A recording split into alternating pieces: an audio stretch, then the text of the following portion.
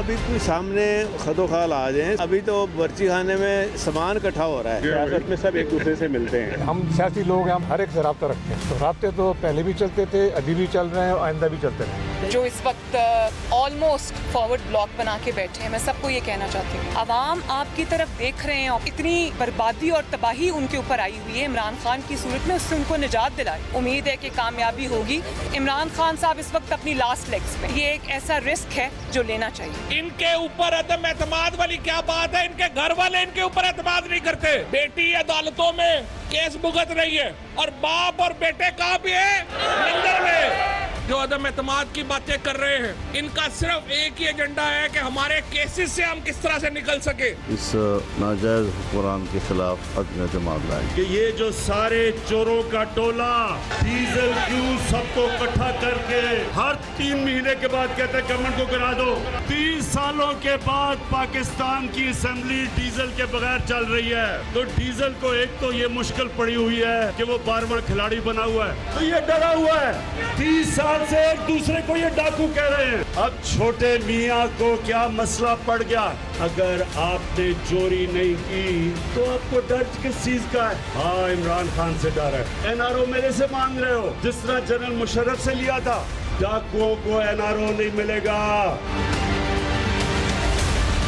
जिसने वहाँ पर उनको हिट किया है, उन लड़कों को हिट ढंग से लगी नहीं है, वो खड़े हैं, उन्होंने इस पर फायर किया है। पुलिस जिम्मेदार है इसके लिए। स्वयं तक अगर ये लोग जो वहाँ पर जिम्मेदार हैं गिरफ्तार नहीं करेंगे तो मैं मुताल्लिका थाने के सामने जाकर धरना दूंगा। मैं वहाँ खुद को आग लगा लूंगा या मैं इनको आग लगा दूंगा। पुलिस ये कोशिश कर रही है कि जल्द से जल्द उनको गिरफ्तार किया जाए। हुकूमत सिंध इसमें बिल्कुल किसी किस्म की कोई कोताही नहीं करेगी।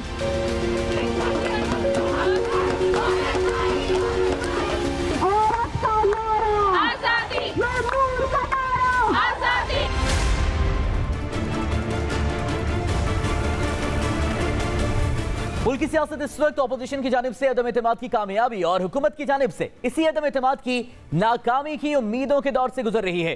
अपोजिशन का दावा है कि हुकूमती जमात और इत्तेहादी जमातों से ताल्लुक रखने वाले अरकान उनसे राबते में हैं। हुकूमत कहती है अपोजिशन की बाजुओं में अदम एतमाद लाने का दमखम नहीं है, ये सिर्फ अपने केसेस से जान छुड़ाने के लिए ऐसी कोशिशों में मसरूफ है।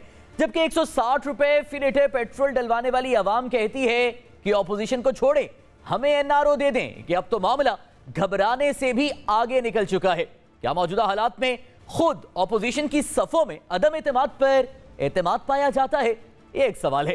प्रोग्राम पाकिस्तान का सवाल में खुशामदीद। मैं हूं सादुल हसन। आज के प्रोग्राम के आगाज में जिस अहम सवाल पर अपने मुअज़्ज़ज़ मेहमान से बात करेंगे, उस सवाल पर एक नजर डाल लेते हैं। हमारा सवाल कुछ इस तरह से है कि मुस्लिम लीग नून तहरीक अदम एतमाद के हवाले से एक तरफ पुरुमीद, दूसरी तरफ नाकामी का भी डर।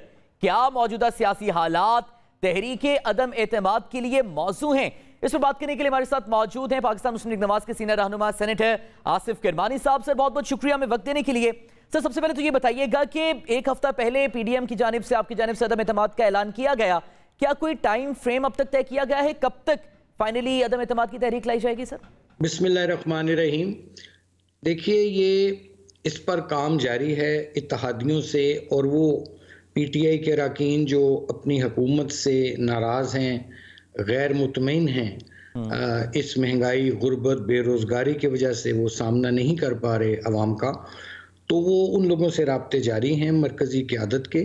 और इंशाअल्लाह ताला जल्द ही इसका ऐलान जो है वो पीडीएम के मरकज़ी कायदीन जो हैं वो पीपल्स पार्टी की मुशावरत से। किरमानी साहब, कल ही मरियम नवाज साहिबा ने कहा कि तहरीक अदम एतमाद एक रिस्क है, लेकिन ये रिस्क लेना पड़ेगा।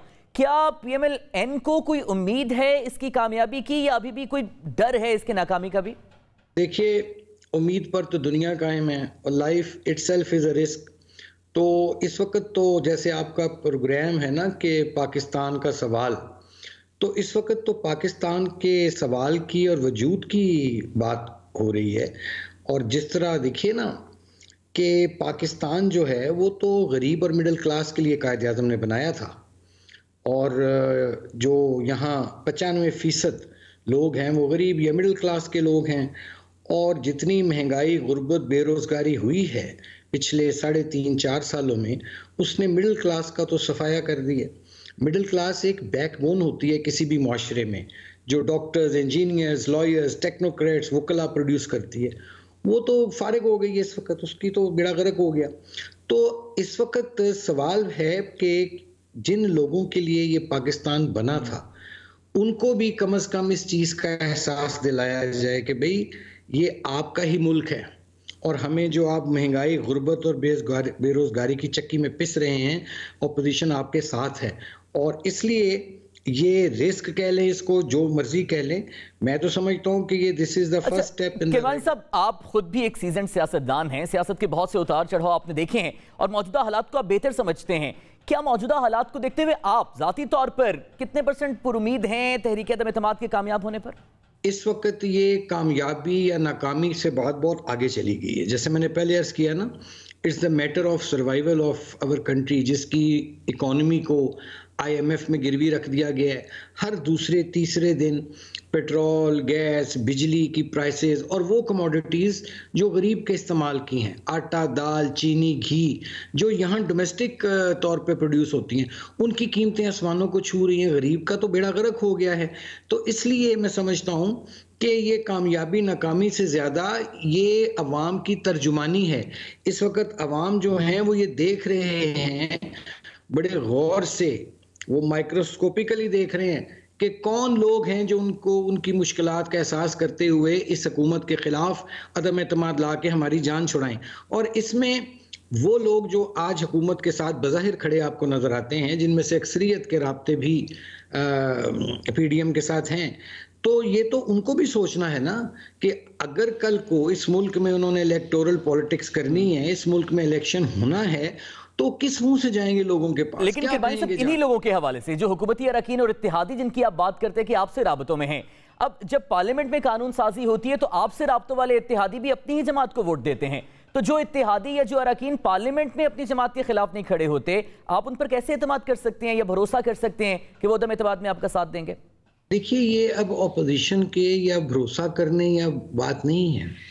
मैंने तो जैसे अर्ज किया कि ये जो एक तो पार्लियामेंट के अंदर आप बात कर रहे हैं ना, चीज़ें अप्स एंड डाउन होती रहती हैं, वो भी क्या हुआ, उसमें हुकूमती अरकान पूरे नहीं थे और इंतज़ार किया गया कि हुकूमत के मौखर किया गया बिल को।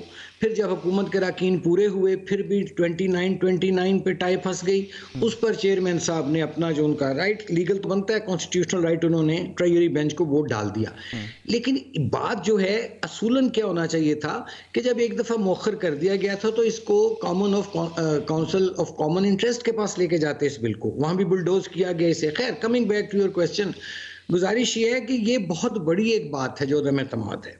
जैसे मैंने पहले अर्ज किया ना, ये छोटे छोटे मामलात में कभी कोई किसी की ज़ाती मजबूरी भी हो सकती है, कोई छुट्टी पर है, कोई बैरून मुल्क है, तो हुकूमत को तो आदत है पार्लियामेंट में जब वो देखते हैं वो शब खून मारते हैं, इस तरह वारदात डालते हैं। वो जब नंबर उनके पास देखते हैं कि ये अपोजिशन ज़रा कम है किसी दिन, तो उस दिन ऐसी वारदात डाल देते हैं, सप्लीमेंट्री ले आते हैं, सरप्राइज बिल ले आते हैं।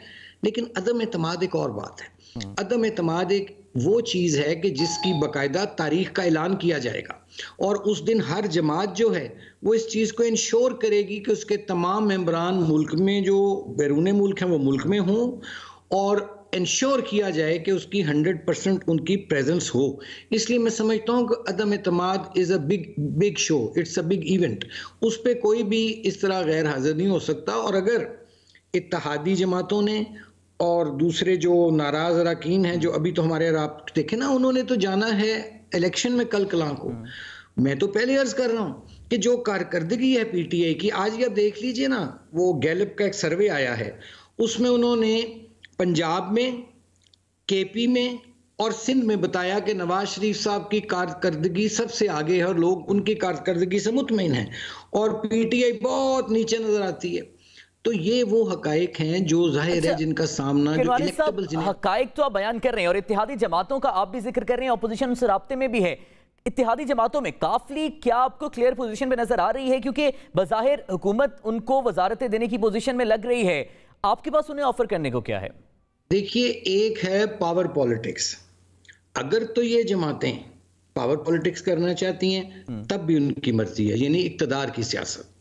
अगर वो अवाम के साथ खड़ा होना चाहती हैं, अवाम की तकलीफ मुश्किलात में अवाम की आवाज़ बनना चाहती हैं तो वो दूसरी बात है, फैसला उन्होंने करना है। क्योंकि ये इस वक्त ये जो लम्हा है जिससे हम गुजर रहे हैं पाकिस्तान की तारीख में, ये बहुत नाजुक तरीन लम्हात हैं।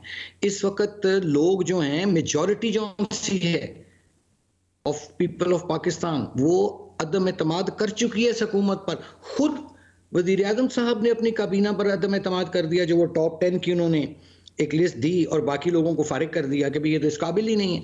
तो ये पहली दफ़ा हुआ कि हुकूमत ने अपोजिशन के अदम एतमाद से पहले हुकूमत ने हुकूमत पर अदम एतमाद कर दिया। तो मैं ये समझता हूँ कि पाकिस्तान में गरीब की और मिडिल क्लास की जो मुश्किलात, महंगाई से, बल्कि मैं तो यहाँ तक कहूँगा हर तबका मुतासिर हुआ है। किरमानी साहब, उसूली तौर पर आपकी बात बिल्कुल दुरुस्त है, लेकिन अवामी तकलीफ के ही मौक़िफ़ पर और इसी को उसूल बनाकर पीडीएम की तश्कील हुई, हुकूमत मुखालिफ मुहिम आपने शुरू की, लेकिन फिर पाकिस्तान पीपल्स पार्टी आपसे अलग हो गई। अब दोबारा पीपल्स पार्टी के साथ मिलकर आप तहरीक अदम एतमाद लाना चाहते हैं। क्या PMLN पीपल्स पार्टी पर भरोसा इस मर्तबा कर सकती है?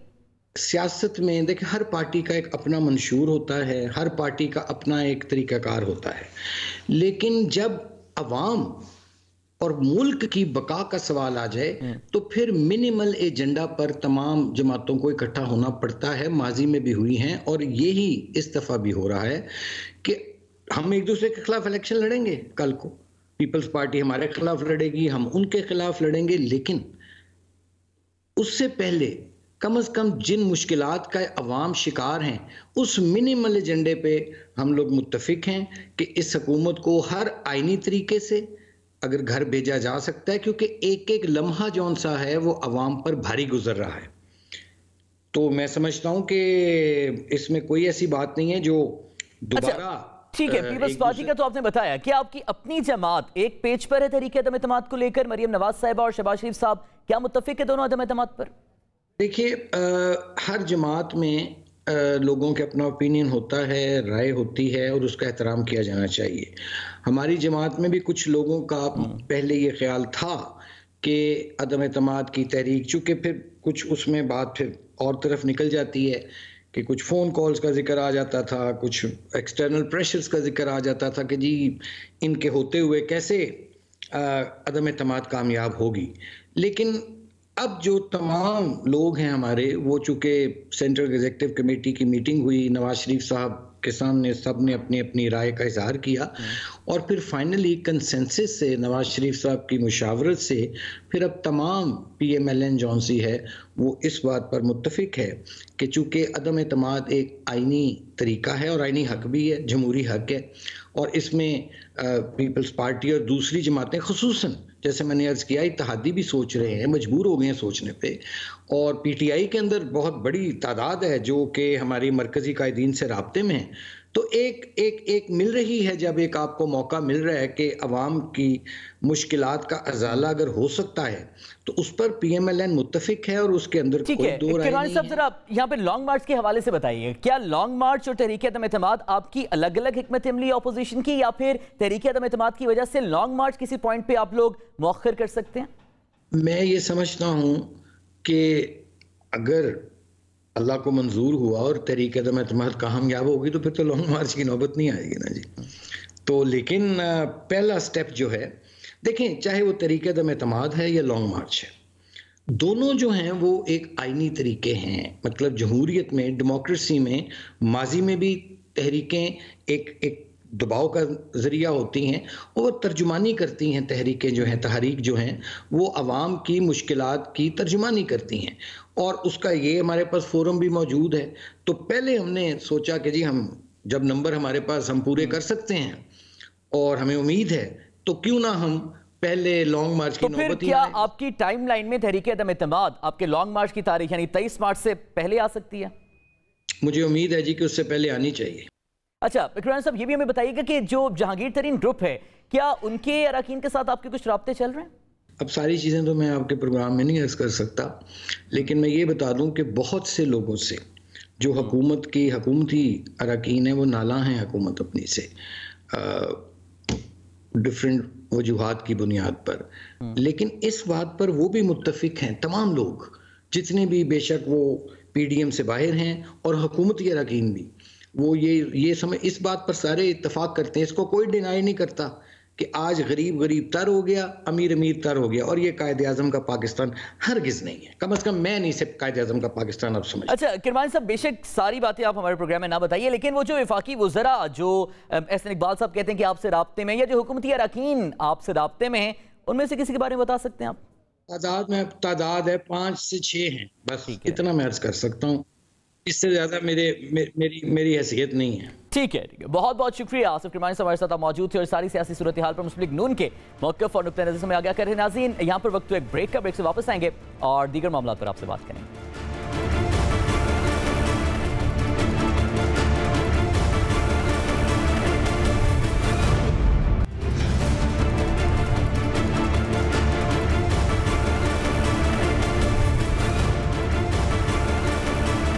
Welcome back to the show. नाज़रीन, ख़वातीन के हुकूक़ की आगाही और उन पर होने वाले जुल्म के खिलाफ आवाज़ उठाने के लिए हर साल 8 मार्च को आलमी यौम ख़वातीन के तौर पर मनाया जाता है। हर साल की तरह इस मरतबा भी 8 मार्च उतना ही मुतनाज़ बन चुका है जितना मुतनाज़ हमारे यहाँ ख़वातीन के हुकूक़ को बास मरतबा बना दिया जाता है। गुज़श्ता बरस यौम ख़वातीन पर कुछ नारे तनाज़े की वजह करार पाए, जिन्हें मौशरती हुदूद से तजावुज़ करार देकर उन पर शदीद रद्द अमल का इजहार भी किया गया। इसी तनाजुर में इस साल वफाकी वज़ीर बराए मज़हबी उमूर की जानिब से वज़ीर आज़म पाकिस्तान इमरान खान को खत लिखा गया और 8 मार्च को हुकूमती सतह पर बैनुल-अक़वामी यौम हिजाब के तौर पर मनाने की दरख्वास्त की गई है। पाकिस्तान पीपल्स पार्टी की रहनुमा सेनेटर शहरी रहमान समेत दीगर हल्कों की जानिब से वफाकी वज़ीर के खत की मज़म्मत भी की गई है और इसे औरत मार्च पर पाबंदी की कोशिश करार दिया गया है।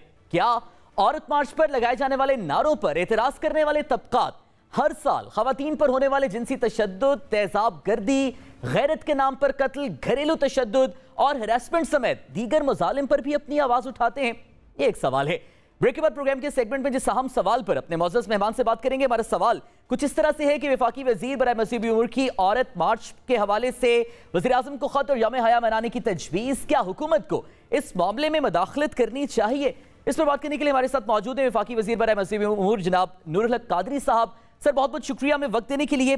सर सबसे पहले तो ये बताइएगा कि आपके खत के जवाब में आप पर यह तनकीद की जा रही है कि शायद आप औरत मार्च के मुखालिफत में हैं या आप औरत की जो उनका जो दिन है आलमी सतह पर मनाए जाते हैं उसको मनाने के खिलाफ हैं। पहले सर इस हवाले से बताइएगा कि वाज़ेह तौर पर आपकी दरख्वास्त क्या है सर वज़ीर आज़म साहब को? बिस्मिल्लाह रहमान रहीम, शुक्रिया मुझे अपने साथ गुफ्तगू में शरीक करने का। जब आप उस खत को देखे जो कि 9 फरवरी को मैंने लिखा है प्राइम मिनिस्टर साहब को, और उसके मुंदरजात और पूरी मजमून और तफसील को देखेंगे तो तकरीबन तमाम सवालात का जवाब वहाँ पर वहीं पे मिल जाता है। मैंने तो ना मार्च पे पाबंदी की बात की है, न मैंने औरत की हुकूक के हवाले से आवाज़ उठाने पर पाबंदी की बात की है। ये आवाज़, मैं नवाजों के हक में हूँ, मैं उन आवाज़ों में से सबसे मजबूत आवाज़ हूँ जो औरत की हुकूक के लिए उठता है।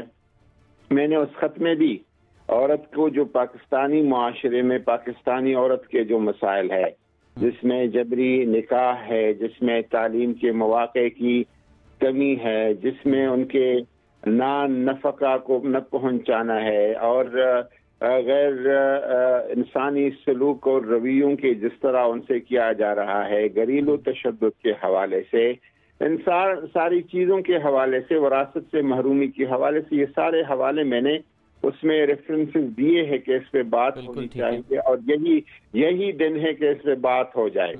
लेकिन मैंने जिस पे एतराज़ किया था या जिस तरफ मैं इसको कन्वर्ट करना चाहता हूँ, एतराज़ मेरा था उन नारों पे, उन स्लोगन्स पे, उन बैनर्स पे जो कि हमारी माशरती अक़दार का यकसर मुतसादिम है, उसके साथ तज़ाद रखते हैं और दीनी शायर और मजहबी अहकामात का उसमें मजाक और तमस्खुर उड़ाया जाता है।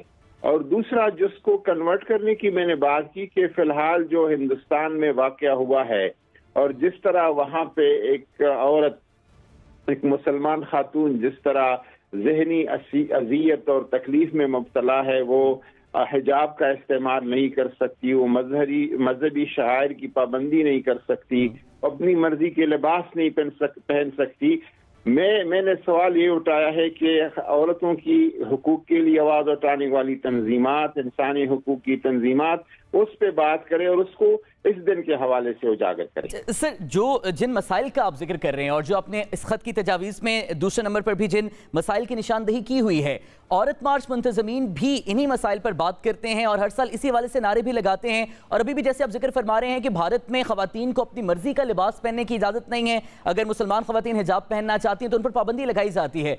औरत मार्च के हवाले से भी यही नारे लगते हैं कि अपनी लिबास पर, अपने रहन सहन पर उनकी मर्जी होनी चाहिए। तो यानी आप और फिर जो औरत मार्च के मुंतज़मीन है वो इस मामले में फिर हम ख्याल हैं सर, और मामला सिर्फ उन मुतनाज़ नारों का है सर? देखिए हमारा कल्चर, मैं इसका एतराफ़ करता हूँ, हमारा कल्चर जो है मुतनव्वे किस्म का कल्चर है। यहाँ कोई बुर्का पहनता है, कोई बड़ा चादर पहनती है, कोई खातून दुपट्टा पहनती है। ये सारे हमारे कल्चर के और सकाफत के रंग हैं और इन सब रंगों के साथ हमने चलना है। मैंने यही बात की है कि हमने कोई इस मुल्क को एक पुरतशद्दुद मजहबी मुल्क भी नहीं बनाना है और मदर पेदर आज़ाद माशरा भी, जिसमें तमाम मजहबी अक़दार की, माशरती अक़दार की नफ़ी हो, उसकी तरफ भी हमने नहीं जाना है। और पिछले सालों, कई साल से जब ये मार्च होता है और उस मार्च के बाद एक मजीद तनाव और उलझाव शुरू हो जाता है दो इंतहाओं के दरमियान। एक इंतहाई मजहबी तबका है और एक इंतहाई फाशिस्ट लिबरल्स का तबका है। मैं चाहता हूं कि इस्लाम का और इस मुल्क के मुस्तकबिल का रास्ता इनके दरमियान से है, लेकिन औरत के नाम को सिर्फ इस तरह के मुतनाज़िया स्लोगन, वो स्लोगन में अदा नहीं कर सकता। मैं कौमी बिल्कुल दुरुस्त फरमा रहे हैं आप कादी साहब, मैं उन स्लोगन्स को यहाँ दोहरा नहीं सकता, लेकिन पिछले साल जो स्लोगन्स देखे गए और किसी ने मुझे कल कहा कि वो फोटोशॉप थे, फोटोशॉप नहीं थे। उस पे आप उस दिन की तमाम सोशल मीडिया को उठाए, इंतहाई बेहुदा, इंतहाई मुगल्लज़ात से भरी हुई, इंतहाई रंजीदा खातिर करने वाली इसमें बैनर्स और स्लोगन शामिल थे। अच्छा काजी साहब, जो औरत मार्च है और जो मुंतज़मीन हैं, जब पिछले साल भी ये मामला सामने आया था तो उनकी जानिब से मौक़िफ़ उनका सामने आ गया था कि ये जो प्लेकार्ड्स सामने आए हैं जिन पर मुतनाज़े नारे हैं वो फोटोशॉप्ड हैं। तो जब एक ऑर्गेनाइजेशन के अपने रिप्रेजेंटेटिव्स ये मौक़िफ़ दे रहे हैं तो फिर भी क्या उनके मौक़िफ़ को गलत समझ के उसको बुनियाद बनाकर क्या आप ये कह सकते हैं कि वो फोटोशॉप नहीं थे और जो आपको या फिर जो दीगर तमाम अफराद को लग रहा है कि वो दुरुस्त थे वो ठीक है सर? वो ऐसा है कि मैंने उसके बाद पिछले साल हुआ तो मैं और मेरे समेत बहुत सारे लोग उस पर शदीद एक गुस्से की कैफियत में थे। फिर मैंने पूरी उसकी इंक्वायरी और तहकीक की मुख्तलिफ ज़राए से, सरकारी और गैर सरकारी ज़राए से। पूरे जो उसमें स्लोगन्स थे सारे फोटोशॉप्स भी नहीं थे और ये भी था कि कुल बिल्कुल ओरिजिनल थे।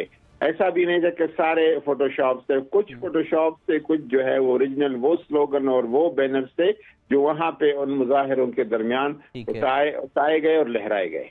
अच्छा सर, बतौर वजीर भी और बतौर एक मजहबी रहनुमा भी, आप बड़े हैं, बुजुर्ग हैं और हम सब की रहनुमाई ज़ाहिर है आप ही कर सकते हैं और हम रहनुमाई के लिए आपकी तरफ देखते हैं। आपने जो सर्वे ये करवाया कि प्ले कार्ड्स पर कितने जो नारे थे वो फोटोशॉप थे और कितने नारे थे वो सही थे और गैर अखलाकी थे, सर क्या इस हवाले से भी आपने सर्वे कराया? क्योंकि ज़ाहिर है आप आवाज़ खुद भी सबसे मजबूत उठा रहे हैं ख़वातीन के हुकूक के लिए, क्या इस हवाले से भी सर्वे आपने कराया कि ख़वातीन जो 49% आबादी रखती हैं पार्लियामेंट में, उन 49% तबके की नुमाइंदगी के लिए सिर्फ 20% ख़वातीन हैं? या हर साल में कितनी ख़वातीन तेज़ाब गर्दी का शिकार होती हैं, जहेज़ के नाम पर वो घरेलू तशद्दुद का शिकार होती हैं, फोर्स मैरिजेस का शिकार होती हैं, हैरेसमेंट का शिकार होती हैं? इस हवाले से सर कोई सर्वे करवा के वज़ीर आज़म को आपने ख़त लिखा या तजवीज़ दी कि उस पर अमल दरामद सख्त होना चाहिए सर? देखिए, मेरा तो अगर मसावात का आप दावा कर रहे हैं और माशरे में ख़वातीन को हर जगह मौका देने की बात कर रहे हैं तो रिजर्व सीट के तो मैं हक में ही नहीं है। वो ख़वातीन आ जाए, बड़ी तादाद में आ जाए, जनरल सीट पे इलेक्शन लड़े, सियासत में भरपूर हिस्सा ले, तमाम पार्टियों में एक्टिव रोल अदा करे। ये क्यों एक कोने में लगी हुई रिजर्व सीट जिसको न पार्लियामेंट में कोई जगह देता है? पार्लियामेंट में आपने उस माहौल को नहीं देखा। लोग कहते कि इनको तो बात ही न सुनी जाए, ये तो रिजर्व से आए हैं और घरों से टिकट तकसीम हो गए हैं, न मैदान में आए हैं, न सियासत की है, न इंतखाब किया है। उनको जनरल सीट पे आना चाहिए और बड़ी तादाद में आना चाहिए। ठीक है, बहुत बहुत शुक्रिया नूरुल कादिर साहब, हमारे साथ आप मौजूद थे। नाजरीन, मजीद मामलात भी जिन पर बात करेंगे इस ब्रेक के बाद।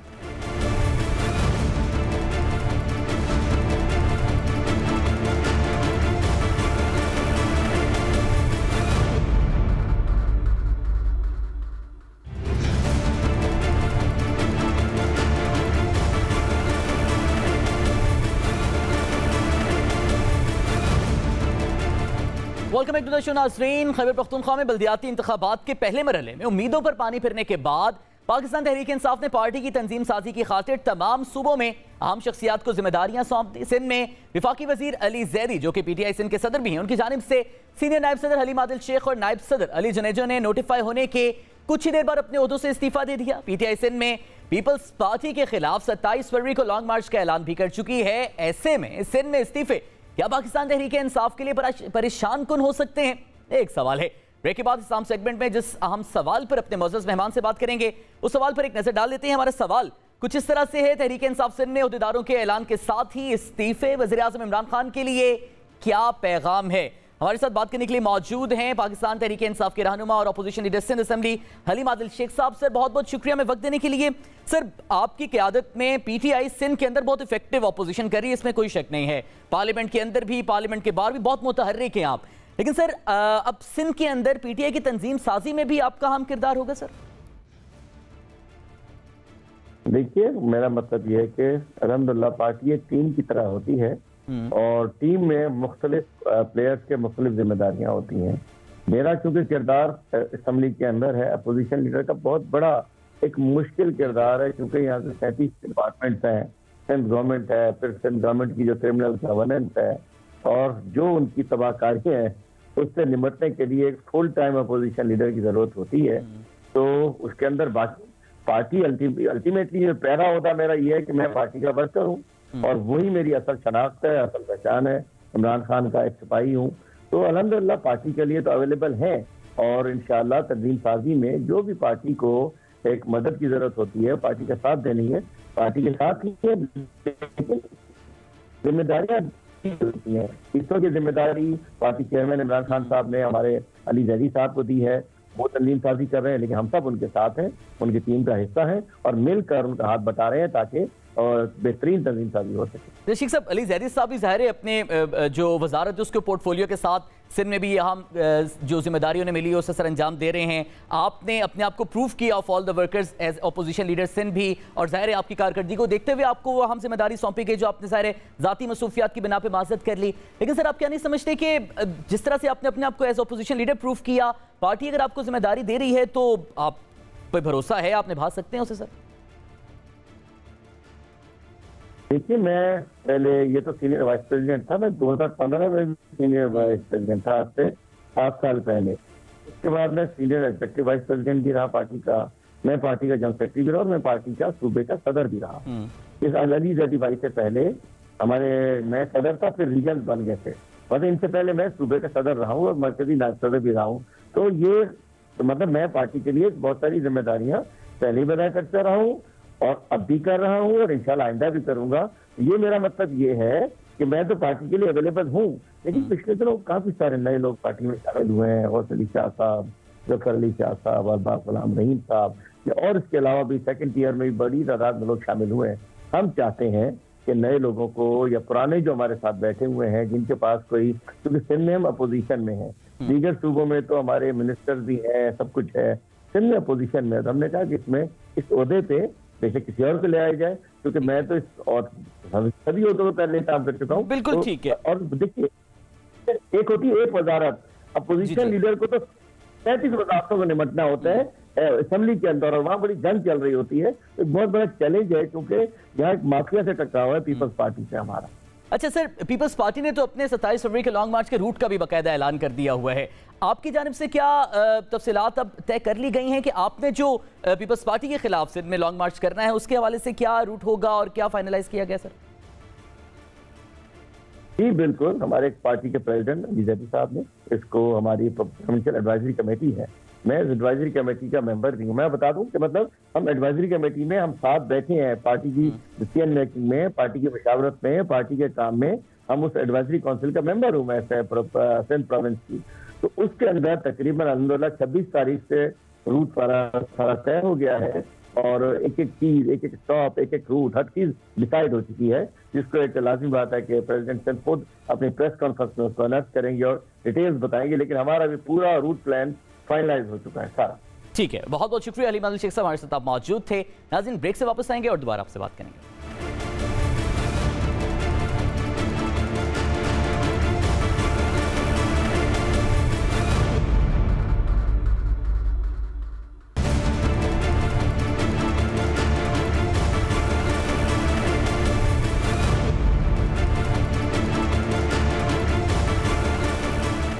Welcome back to the show नाज़रीन। शहर कायद कराची की रोशनियों को आए रोज स्ट्रीट क्राइम की वारदातों ने डाकुओं की गोलियों का निशाना बनने वाले अफराद के लवाहिकीन के आंसुओं मांद कर दिया है। आज सुबह कराची के इलाके नॉर्थ नाजमाबाद में निजी टेलीविजन से ताल्लुक रखने वाले सहाफी अतर मतीन डाकुओं की फायरिंग का निशाना बनकर जाँ बहक हो गए। क्या अहलियाने कराची आए रोज बढ़ती जराइम की वारदातों से निजात हासिल कर पाएंगे? एक सवाल है। ब्रेक के बाद इस अहम सेगमेंट में इसी अहम इशू पर हम बात करेंगे। हमारे साथ मौजूद हैं कराची से हम न्यूज़ के ब्यूरो चीफ सैयद आरिफीन। आरिफीन, बहुत शुक्रिया हमें वक्त देने के लिए। सबसे पहले तो हम चाहेंगे कि आज ये जो अफसोसनाक वाकया रुनुमा हुआ, इस हवाले से भी हमें बताइएगा पुलिस ने अब तक क्या तहकीकात की हैं?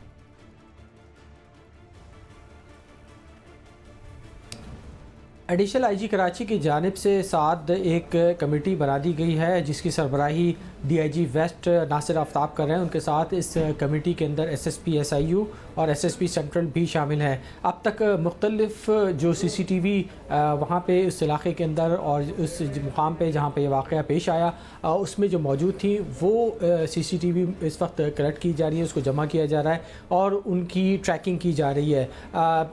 उसके बाद ही जियो फेंसिंग का अमल भी शुरू कर दिया गया है। ये इस वक्त की अब तक की जो सूरत हाल है जो इस वक्त पुलिस ने पेशरफ्त की है और जो इस हवाले से मुख्तलिफ जो पेशरफ्त की जो नुकात अगर मैं आपके सामने शेयर कर सकूँ वो ये कि इस वक्त डाटा देखा जा रहा है कि माजी में इस इलाके के अंदर कौन से क्रिमिनल जो हैं वो एक्टिव थे और उन्हें क्या कार्रवाइयाँ की हैं, वो इस वक्त कहाँ पे हैं। तो ये एक मजबूरी सूरत हाल है कि जो इस वक्त तक की है सामने आई है। लेकिन अगर ये कहा जाए कि मुल्ज़िमान का पता लग गया है कि वो कौन थे और कहाँ से आए थे और उन्होंने वारदात क्यों की है, तो इस हवाले से अभी कुछ कहना क़ब्ल वक्त होगा। अच्छा आरफीन, कराची में मजमूई तौर पर भी जो अमन अमान है उसकी सूरत हाल बहुत काबिल मजम्मत है। स्ट्रीट क्राइम में इजाफा हो रहा है। सईद गनी ने भी आज इतराफ़ किया है कि स्ट्रीट क्राइम को कंट्रोल नहीं किया जा रहा जिस तरह से किया जाना चाहिए। क्या वजह है, क्यों बेकाबू हैं स्ट्रीट क्रिमिनल्स और क्यों पुलिस अगर दुरुस्त लफ्ज़ इस्तेमाल किया जाए बेबस नजर आती है उनके सामने?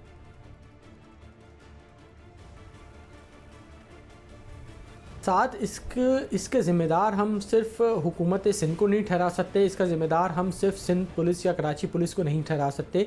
मजमूई तौर पे कलेक्टिवली इसके लिए सबको काम करना होगा। इस मेगा सिटी के अंदर अगर ये कहा जाए कि जो नफरी इस वक्त मौजूद है, कराची पुलिस की जो स्ट्रेंथ है जो कि तकरीबन 35 से 40 हज़ार के लगभग बनती है और कहा जाता है कि एक वक्त में शहर के अंदर 5000 पुलिस के एहलकार मौजूद होते हैं। शहर की अगर इस वक्त जो आबादी के बारे में बात की जाती है जो कि मुतज़ाद इत्तलात है, लेकिन चले अगर 1 करोड़ 60 लाख की आबादी की बात कर लिया है तो आप अंदाज़ा कर सकते हैं कि एक पुलिस वाला कितने शहरियों को इस बेतरतीब शहर के अंदर देखभाल उनकी कर रहा होगा। तो ये पुलिस फोर्स अगर बढ़ा भी दी जाए तो इसका सदबाब नहीं किया जा सकता क्योंकि ये टेक्नोलॉजी का दौर है और अगर इसके अंदर टेक्नोलॉजी नहीं होगी तो ह्यूमनली ये पॉसिबल नहीं है कि आप चीज़ों को ख़ास तौर पे लॉ एंड ऑर्डर को कंट्रोल कर सकें। अच्छा आरफीन, ये तो प्रोजेक्ट का मामला बिल्कुल ठीक है जो पुलिस के हवाले से आप बात कर रहे हैं, लेकिन यहीं पर पुलिस के हवाले से एक और मामला भी सामने आते हैं। कुछ वाकयात ऐसे थे जिसमें पुलिस अफसरान जो पुलिस एहलकार वो खुद मुलव्वस नजर आते थे। अब कराची में बेहता दुल्हा की घर के दरवाजे पर जब उसकी मौत हुई और उसमें मुलव्विस जो जिम्मेदार था वो भी पुलिस एहलकार था। कुछ और वाकयात भी सामने आए। इस हवाले से क्या किया जा रहा है? आज ही एडिशनल आईजी कराची से इस हवाले से बातचीत हुई है। उनका ये कहना है कि तकरीबन 250 पुलिस एहलकारों के ख़िलाफ़ एक्सटॉर्शन यानी उसके अंदर 780A की दफ़ात लगाई जाती हैं, उनके ख़िलाफ़ मुकदमात दर्ज किए गए हैं, उनके ख़िलाफ़ कार्रवाइयाँ की गई हैं। पुलिस के अंदर चूँकि आपको पता है कि पब्लिक फ़ोर्स है उसके अंदर उतना टाइट एक तरीके का मैकेनिज़्म नहीं है कि सिक्योरिटी के चेक एंड बैलेंसेस रखे जा सकें। ऑल्दो कि ये चीज़ होनी चाहिए लेकिन रखी नहीं जा पाती और हमने देखा है कि माजी के अंदर खाली स्ट्रीट क्राइम नहीं, दहशतगर्दी के वाक़यात बड़े वाक़यात जो हुए उसके अंदर भी जो पुलिस एहलकार हैं वो मुलव्विस पाए गए थे। तो इसके अंदर स्क्रूटनी का अमल उसको बेहतर बनाने की ज़रूरत है और हमने देखा है कि पॉलिटिकल अपॉइंटमेंट्स का एक बहुत बड़ा असर रसूख है। इसमें पॉलिटिकल अपॉइंटमेंट की सिर्फ ये नहीं होता कि आप कांस्टेबल्स और हेड कांस्टेबल्स और सब इंस्पेक्टर्स इंस्पेक्टर्स को भर्ती कर ली जाए, लेकिन एक बात जो देखने में आई है कि पॉलिटिकल जो प्रेशर होता है उसके ऊपर हाई लेवल जो असामियाँ होती हैं पुलिस की उसके ऊपर भी तैनातियां की जाती हैं जिसमें एसपीज भी शामिल हैं, एसएसपीज भी शामिल हैं, डीआईजी लेवल के तक के। और फिर ये भी बताइएगा कि फिर इस सारी सूरत हाल को कंट्रोल करने के लिए टेक्नोलॉजी के इस्तेमाल में गफलत क्यों बढ़ती जाती है? सेफ सिटीज के कैमरा क्यों नहीं काम करते? सेफ सिटी अथॉरिटी बनाई जानी थी, जैसे कि मैं पहले आपसे अर्ज़ कर रहा था कि उसके हवाले से ये काम सिंध पुलिस को और सिंध की जो हुकूमत है उसके साथ मिल के करना था, लेकिन वो बार बार इल्तिफा का शिकार है। इस शहर के अंदर जो भी क्राइम होता है वो मोटरसाइकिल पे किया जाता है, चाहे वो टारगेट की जाए, चाहे वो एक्सटॉर्शन किया जाए, चाहे वो बम धमाके किए जाएँ, चाहे वो स्ट्रीट क्राइम किया जाए, मोटरसाइकिल के ऊपर ही क्रिमिनल्स आते हैं, वो छीनते हैं और चली जाते हैं। तो अगर मोटरसाइकिल को ही रेगुलेट कर दिया जाए, जो कि सेफ सिटी प्रोजेक्ट का एक उसी से मुंसलिक मंसूबा है कि जो शहर के अंदर इस वक्त मोटरसाइकिल चल रही हैं और जो आने वाली हैं उनकी नंबर प्लेट्स के अंदर ट्रैकर लगा दिया जाए, तो ये मंसूबा इसके अंदर काफ़ी हद तक टेक्नोलॉजी के जरिए ट्रैक किया जा सकता है कि मुलजमान कौन है और वो किस किस्म की वारदातें करते हैं। लेकिन बदकिस्मती शहर की ये है कि जहाँ बहुत सारी चीज़ें इल्तिफा का शिकार है, वहाँ ये इंतहाई अहम मंसूबा भी ज़ेर इल्तवा है। लेकिन इसके साथ साथ मैं एक चीज़ और भी वाज़ेह करूँ कि ये जो कराची का इस वक्त स्ट्रीट क्राइम का जो मसला है, ये सिर्फ इस पुलिस फोर्स अकेले हल नहीं कर सकती, सिंध हुकूमत अलग नहीं होकर कर सकती, इसके लिए सबको साथ बैठना पड़ेगा, सेफ सिटी भी करनी पड़ेगी और पुलिस के अंदर जो काली भेड़ें मौजूद हैं उनको शहरियों के जान माल के तहफ़्फ़ुज़ को यकीनी बनाने के लिए तमाम स्टेक होल्डर्स को मिलकर ही इन मंसूबों पर अमल दरामद कराना होगा। बहुत शुक्रिया। सैयद आरिफीन हमारे साथ मौजूद थे। नाज़रीन, प्रोग्राम पाकिस्तान का सवाल से मुझे इजाज़त दीजिए। पाकिस्तान के दीगर सवालों के साथ दोबारा आपकी खिदमत में हाजिर होंगे अल्लाह ने के बाद।